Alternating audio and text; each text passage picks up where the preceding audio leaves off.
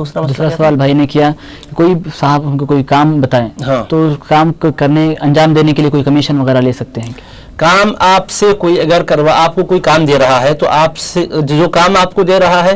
اس کام کی اجرت تو آپ کو ملے گی. اب وہ چونکہ آپ کو کام پر لگایا ہے کہہ کر اگر آپ سے کچھ اضافی رقم لے رہا ہے، کچھ آپ سے وہ لے رہا ہے، تب یہ دیکھنا چاہیے کہ جو کام پر لگایا ہے اس کا کام کیا ہے. وہ جس کمپنی میں آپ کو کام پر لگایا ہے اس کا کام ہی یہی ہے کہ اگر کمپنی میں خالی جگہ ہے تو لوگوں کو لائے اور بھرتی کرے، تو پھر اس کو لینا جائز نہیں ہے. کیوں کہ وہ اپنی ڈیوٹی انجام دے کر تنخواہ پا رہا ہے. اس کا کام کیا ہے؟ خالی جگہ ہے، زیادہ تقرر طلب ہے تو لوگوں کو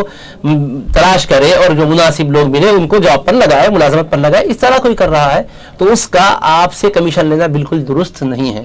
ایسا نہیں ہے کوئی اپنے طور پر اگر اسی میں لگا ہوا ہے کہ بھئی کوئی اس کے کاروبار نہیں ہے، بس یہی ہے کہ معلوم کرتے پھرتا ہے کہاں پر جگہ خالی ہے، تقرر طلب جائیداد کہاں کہاں ہے، اور لوگوں کو آگے رہبری کرتا پہنچاتے رہتا ہے. اور اس پر اگر وہ کہہ رہا ہے کہ بھائی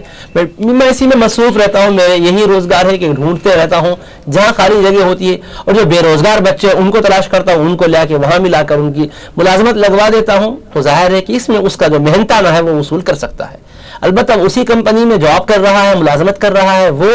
کمپنی کی طرف سے اس کو یہ کہا گیا کہ بھئی کوئی اگر اس کام کے لیے مناسب شخص ملے تو آپ لاؤ،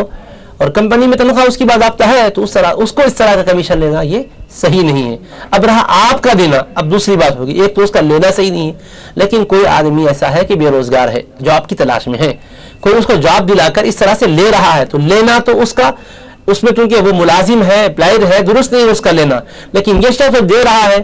اپنے ایک جائز ملازمت کے حصول کے لیے، کوئی بیچ میں آرتی بن کر کرا، اور اس کا لینا اس کے لیے درست اس لیے نہیں تھا کہ وہ کمپنی میں باضابطہ جاب کر رہا تھا، اس کی ملازمت وہاں سے تنخواہ اس کو مل رہی ہے، اس کے باوجود لے رہا تو اس کے لیے ٹھیک نہیں ہے. مگر یہ دے رہا ہے کیونکہ اس کے بغیر ملازمت اس کو نہیں مل سکتی تھی، تو اب یہ اپنے جائز حق کے لیے یا اپنی کوئی روزگار کے لیے اس طرح دینا پڑے تو اس کے لیے شرعاً گنجائش ہے، مگر اس کا لینا صحیح نہیں ہے. ایسے موقع پر اگر مجبوری کی شکل میں یہ دے رہا ہے تو یہ اللہ کے پاس گرفت میں نہیں آئے گا، کیونکہ روزگار تلاش کرتے ہوئے پھر رہا تھا اور ملازمت نہیں مل رہی تھی. کوئی اس طرح سے شرط کے ساتھ دیا ہے تو اس کا دینا تو صحیح ہے، مگر اس کا لینا صحیح نہیں ہے، کیونکہ وہ وہاں باضابطہ باقاعدہ ملازمت کر رہا ہے، تنخواہ اس کو مل رہی ہے، اس نے کوئی ایسی بات تو نہیں کی، کوئی اس کے الگ سے محنت تو نہیں کیا ہے.